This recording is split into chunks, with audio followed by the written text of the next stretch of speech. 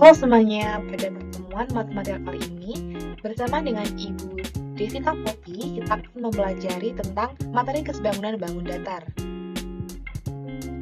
Halo semuanya, bagaimana kabar kalian? Ibu harap kalian baik-baik saja ya. Kemudian, apakah kalian sudah siap untuk belajar? Kalau sudah siap untuk belajar, jangan lupa untuk berdoa dan menyiapkan buku matematikanya. Tujuan pembelajaran kita kali ini, yang pertama, kalian dapat mengidentifikasi bangun datar yang sebangun. Yang kedua, kalian dapat menggunakan konsep kesebangunan untuk menyelesaikan suatu permasalahan yang terkait. Kalian pasti pernah mempelajari materi tentang bangun datar ya? Nah, berikut adalah contoh-contoh bangun datarnya. Nah, pada materi sebelumnya, kalian juga telah mempelajari tentang hubungan antar sudut. Untuk lebih lengkapnya dan lebih rincinya, kalian dapat membuka buku catatan kalian pada materinya ya. Sekarang, perhatikan bilangan berikut. Apakah kalian dapat menyederhanakan di bawah ini? Nah, menyederhanakan pecahan itu artinya mengubah pecahan menjadi pecahan senilai yang paling sederhana. Untuk cara menyederhanakan pecahan, dapat dengan membagi pembilang dan penyebutnya dengan bilangan yang sama hingga tidak dapat dibagi lagi. Nah, 68 diubah ke pecahan yang paling sederhana itu berapa? Mari kita telusuri. Nah, dimulai dari 2 dulu. Apakah 6 bisa dibagi 2? Bisa. 8 bisa dibagi 2? Bisa. Berarti kita bisa membagi 6 dibagi 2 dan 8 dibagi 2 sehingga didapatkan hasil 3/4. Nah, apakah 3/4 ini masih bisa disederhanakan lagi? Tidak ya, karena antara penyebut dan pembilangnya tidak bisa dibagi lagi dengan bilangan yang sama untuk lebih sederhana lagi. Misalnya contoh kedua nih, ada 5/10. Kita urutkan dulu ya dari 2. Apakah 5 bisa dibagi 2? Tidak bisa.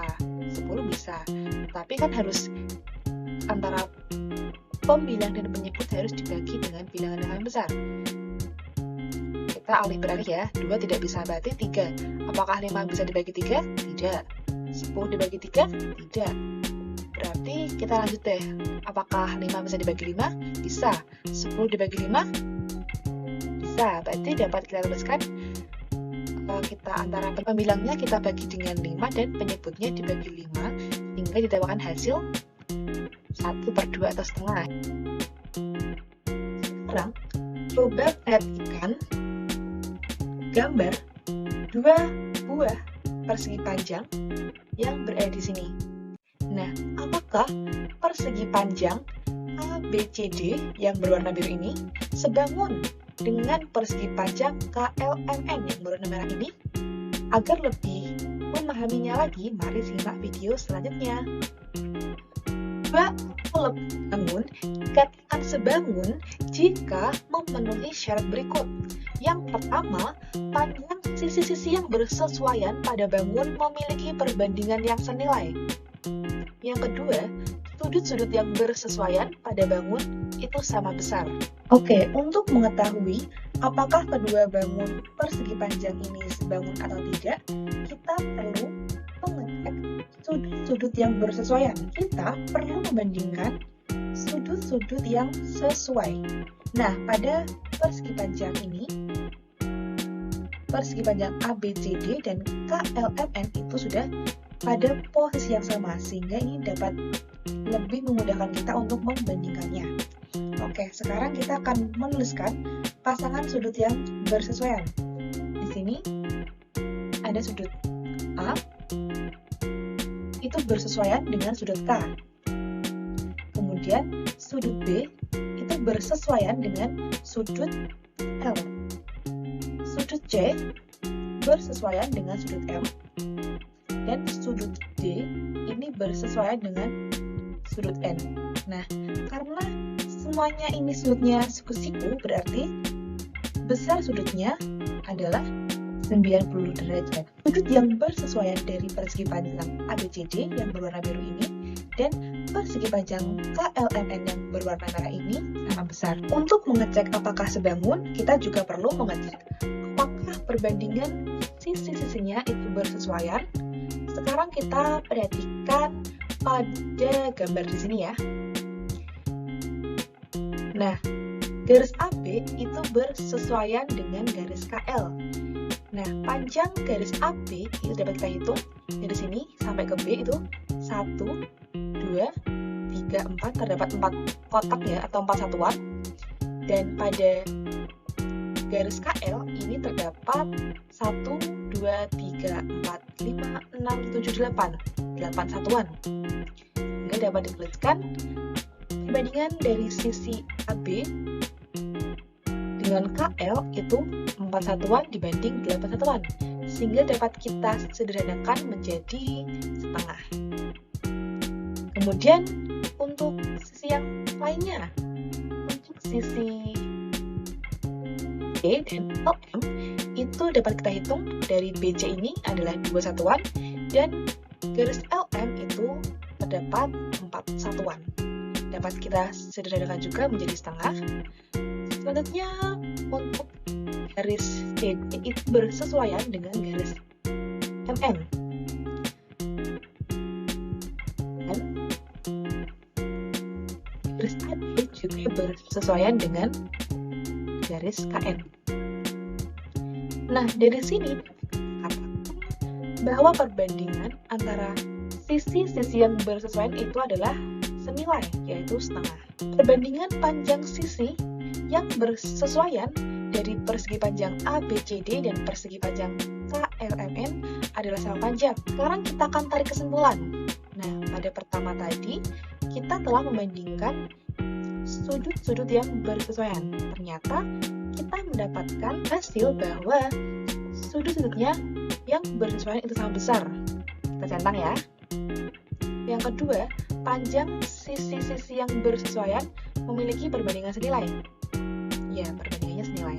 Kita centang. Sehingga dapat dikatakan bahwa persegi panjang ABCD dan persegi panjang KLMN adalah sebangun. Selanjutnya, apakah bangun bisa dibilang ABCD dan KLMN di bawah ini itu sebangun? Untuk langkahnya hampir sama dengan yang sebelumnya. Kita harus mengecek apakah sudut-sudut yang bersesuaian itu sama besar. Nah, gambarnya ini ya dapat kita lihat bahwa telah pada posisi yang sama gitu kan. Jadi kita dapat mudah untuk membandingkannya, oke? Di sini ada 70, di sini 70 derajat ya, sama ya. Di sini 110 derajat, oke? Jadi kan udah dalam posisi yang sama, sehingga kita dapat lebih mudah untuk membandingkannya. Sama seperti yang lalu ya, kita membandingkan sudut A di sini ya, lebih jelasnya sebentar. Sudut A itu bersesuaian dengan sudut apa? Ya, sudut A itu bersesuaian dengan sudut K. Sama-sama 70 derajat. Kemudian sudut B itu bersesuaian dengan sudut L. Berapa derajat? Ya, 110 derajat. Lalu sudut E itu bersesuaian dengan sudut M. Nah, berapa derajat kira-kira? Nah, untuk mencari berapa derajatnya, dapat kita ingat ya pada materi sebelumnya, kita telah belajar tentang sudut dalam sepihak. Bahwa dalam sudut sepihak di sini ya.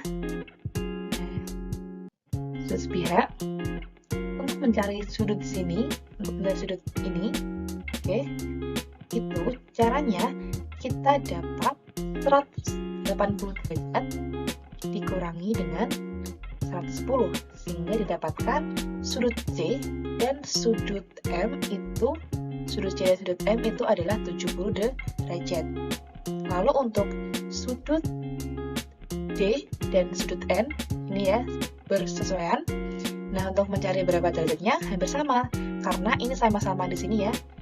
Ini misalnya Y gitu ya. Y, di sini juga Y misalnya. Nah, gitu kan. Untuk mencari berapa besar sudutnya, itu sama seperti yang tadi ya, sudut dalam sepihak 80 dikurangi sudut yang di sini 70, berarti didapatkan 110. Jadi sudut D itu adalah 110 dan sudut N itu juga 110. Sudut yang bersesuaian dari jajar ginjal ABCD dan jajar ginjal KLMN adalah sama besar. Yang kedua, kita juga harus mengecek apakah perbandingan sisi-sisi yang bersesuaian. Oke, dapat kita lihat bahwa garis AB itu bersesuaian dengan garis KL. Garis AB diketahui panjangnya 16 cm dan panjang garis KL itu 24 cm, sehingga dapatkan 16/24 ya, perbandingan antara garis AB dan KL, sehingga dapat disederhanakan lebih kecil lagi dengan dibagi 8 ya untuk pemilihan dan penyebutnya, sehingga didapatkan hasilnya 2/3. Untuk sisi yang selanjutnya itu sisi BC itu bersesuaian dengan LM. Kita bahwa BC itu 14 cm dan LM itu 20 cm. Kita sederhanakan dengan membaginya antara pemilihan dan penyebut itu 7, sehingga didapatkan 2/3. PD itu bersesuaian dengan MN. CD 16 cm dan MN 24 cm. Disederhanakan dengan membagi pembilang dan penyebut dibagi 8, sehingga didapatkan hasil 2/3. Yang terakhir, AD itu bersesuaian dengan KN. AD 14 cm, sehingga antara pembilang dan penyebutnya sama-sama dibagi 7, sehingga mendapatkan hasil 2/3. Didapatkan bahwa sisi-sisi yang bersesuaian itu perbandingan sisinya itu senilai, yaitu 2/3. Maka perbandingan panjang sisi yang bersesuaian dari jajar ginjal ABCD dan jajar ginjal KLMN itu sama panjang. Kita akan menyimpulkan. Tadi setelah kita cek, ternyata sudut-sudut yang pada kedua jajar ginjal tersebut itu sama besar. Jadi kita centang ya. Centang.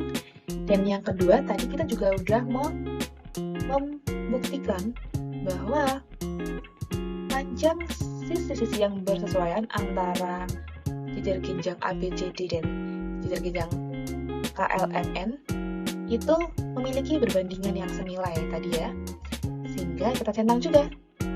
Jadi kesimpulannya apa?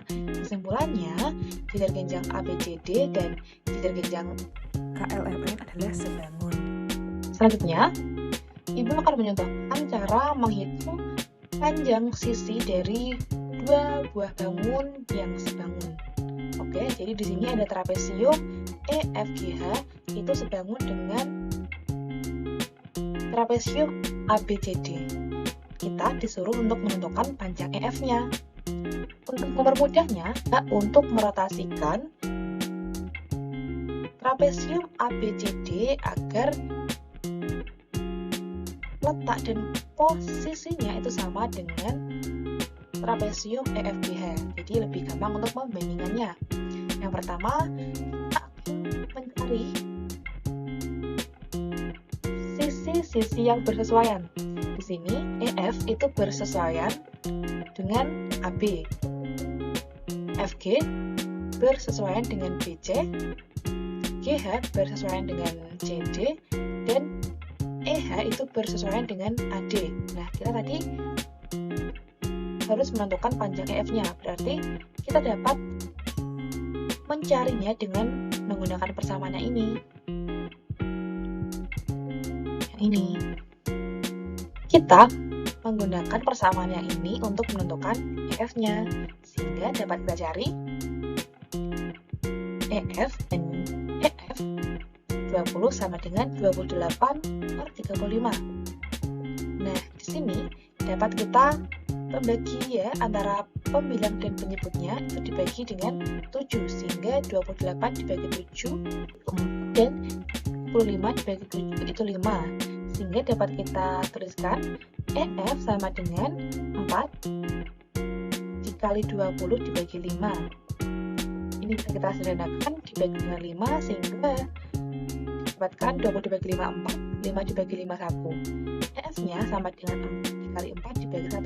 Jadi panjang EF-nya adalah 16 cm. Selanjutnya ini adalah latihan soal.